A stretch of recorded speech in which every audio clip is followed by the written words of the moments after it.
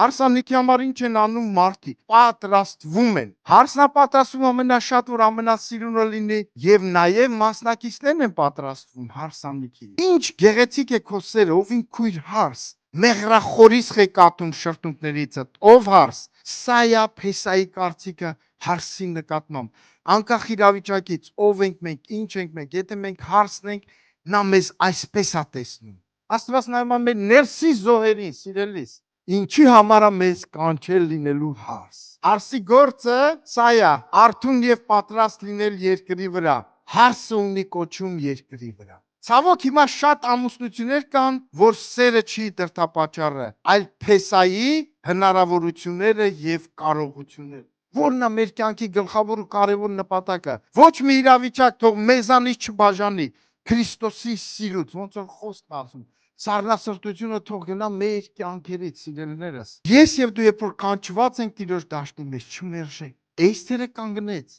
իր կյանքի գն։ Մենք պատրաստ ենք կանգնելու Էսթերի նման։